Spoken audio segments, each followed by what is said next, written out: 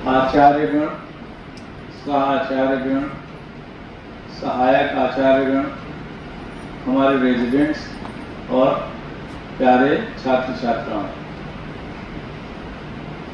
बड़े हर्ष के साथ आप सबको बताना है कि हम लोग प्रथम वर्ष पूर्ण करने की तरफ अग्रसरित हैं।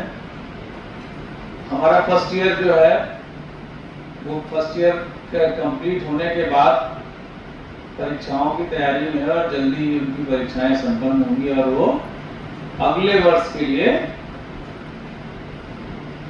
तैयार हो जाएंगे। इसके साथ ही संस्थान को प्रथम नवीनीकरण प्राप्त होने के उपरांत 100 MBBS छात्रों का आवंटन शुरू हो गया है। आज से कुछ बच्चों की लिस्ट आ गई है। हम एक ऐसे शैक्षिक माहौल में प्रवेश करने जा रहे हैं जहां की जूनियर सीनियर सभी होंगे और सुपर सीनियर भी होंगे और आपके प्रेरणा स्रोत शिक्षक गण और रेजिडेंट्स भी होंगे।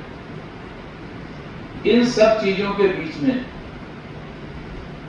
एक बड़ा यक्ष प्रश्न है, वो है रैगिंग का। जैसा कि आप लोगों को विदित है कि रैगिंग का बड़ा भीषक रूप, बड़ा विध्वंसक रूप आज के तारीख में देखने को मिलता है। हम सब लोग जो हमारे कॉलेज में जो इस यहाँ के परिवेश से परिचित नहीं होगा, उन लोगों का स्वागत कुछ अनलॉफुल गतिविधियों से करते हैं जो बिल्कुल ठीक नहीं है। और आपके अगर वो छोटे भाई बहन हैं तो उनको आपके मार्गदर्शन और प्यार की जरूरत है। किसी भी रूप में ये नहीं आना चाहिए कि वो अपने को असुरक्षित पाए, उनको किसी प्रकार का कहीं से उलझन हो, वो महसूस करें कि हम गलत जगह आ गए, वो महसूस करें कि अरे हम तो यहाँ आए तो हमें इनके गुलाम बन के रहना पड़ेगा। इस तरीके की गतिविधियां बिल्कुल भी हमारे परिसर में नहीं होनी चाहिए। आपकी सूचना के लिए हम बता दें, NMC के स्तर पर, विश्वविद्यालय के स्तर पर, राज्य सरकार के स्तर पर, जिला स्तर पर और हमारे कॉलेज के स्तर पर एंटी रैगिंग कमेटी और उसके साथ साथ एंटी रैगिंग स्क्वाड का गठन हुआ है। एक छोटी सी मिस्टेक आपके एक सुनहरे, जो आपका सुनहरा भविष्य है, उसको चौपट कर सकती है। बहुत सख्त है NMC, बहुत सख्त शासन।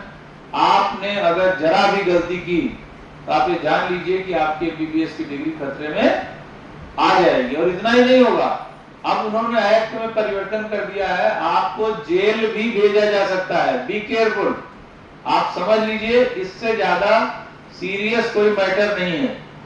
अपने जो आपके और अन्य सीनियर हैं और कॉलेज हैं, वहां की बात बिल्कुल छोड़ दीजिए। आपके साथ बहुत सारे लोग और हैं जो आपको कहते हैं नहीं ऐसे कर लेना, कुछ नहीं होगा।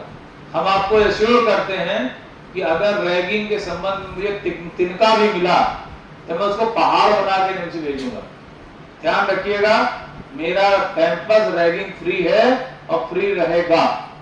ये मेरी, चाहे आप चेतावनी समझिए चाहे सजेशन समझिए, रैगिंग नहीं होनी है। और रैगिंग का मतलब ये नहीं कि आप केवल एक रैगिंग फिजिकल करें।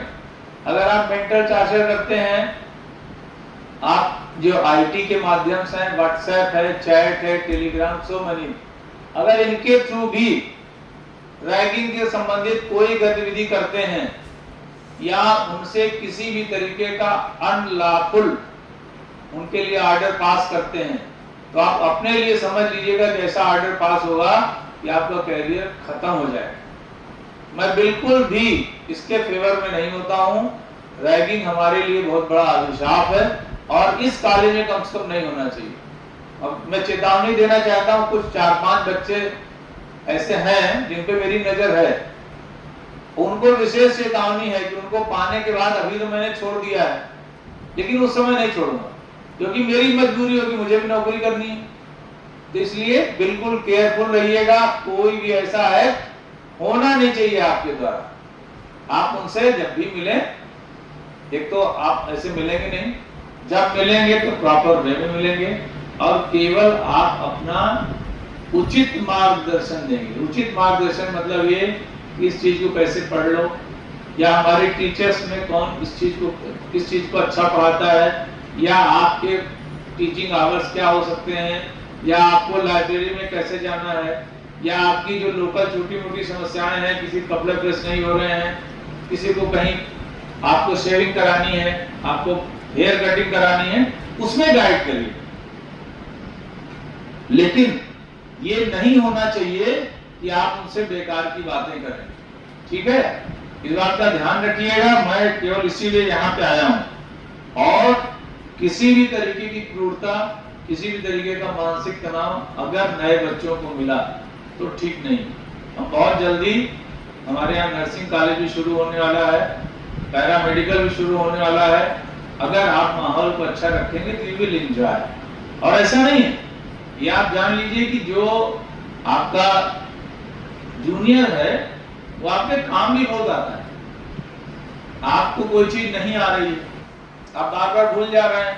3-4 बच्चे ऐसे जो नकल में पकड़े गए, कितना अफसोस हुआ मैं बता नहीं सकता हूं कि हमारे कॉलेज में नकल करें। उसके बाद अगर वो चाहें तो अपने जूनियर्स को पढ़ाएं, वो याद हो जाएगा। टीचर को कैसे याद होता है, वो एक चीज को 10 बार पढ़ाता है, याद हो जाता है। मेमोरी में आपने सुना होगा, फिजियोलॉजी अगर ध्यान से पढ़ी होगी तो पहली बार में कितना रिटेंशन होता है, कितने % रिटेंशन होता है बताओ, एनीवन? जब आप कोई चीज पहली बार पढ़ते हैं तो कितना मेमोरी रिटेंशन होता है बताओ, बोलो भाई। फिजियोलॉजी क्लास हुई है ना, सबसे जरूरी चीज है। दिस इज ओनली 66%, और फिर 5% 10% केवल बढ़ता है। तो आप जब बार बार चीजों को पढ़ोगे या पढ़ाओगे तो वो और रिटेन होगी, आपको रट जाएगी। और इतना ही नहीं होगा, इसके साथ साथ आपको उस चीज की मास्टरी हो जाएगी। तो प्लीज अच्छी चीजों में रैगिंग के बजाय अच्छे संबंध बनाइए, उनको गाइड करिए और खुद अपने को मैच्योर करिए। हम किसी भी तरीके से ये नहीं करना चाहते हैं कि हमें रैगिंग के कारण कहीं से किसी भी सूत्र से कोई समाचार मिले। वो जो भी है, जैसा भी है, अपने को आप लोग इसके लिए बिल्कुल प्रिपेयर कर लीजिए। और मेरी ये बिल्कुल एकदम फाइनल वो है कि 4-5 तो हमारे उस पे हैं, मतलब हमारे एंगल पे है, मैं उनको देख रहा हूँ। लेकिन उसके अलावा कोई भी मिला, इवन इन गर्ल्स, मैं 1% 1 मिनट भी संकोच नहीं करूंगा उनको एक्सपेल करने में और एनएमसी को सूचना देने में। रैगिंग सबसे बड़ा दुश्मन है मेरा। ठीक है, देखिए अच्छे से रहिए और सब लोग ये अपने मन में बैठा लीजिए, संकल्प ले लीजिए कि हम रैगिंग में पार्टिसिपेट नहीं करेंगे और चाहे जो करें। ठीक है, अभी आपकी मेस की टाइमिंग इस तरीके से रखी जाएगी कि आपका इंटरेक्शन ना हो। हमारा स्क्वाड रहेगा, अलग अलग फ्लोर से बच्चे रहेंगे, लेकिन हमें पता है कि आप लोग आजकल काफी स्मार्ट हो गए हो। रात में हमारे एब्सेंस में आप लोग बहुत सारी एक्टिविटी करते हो।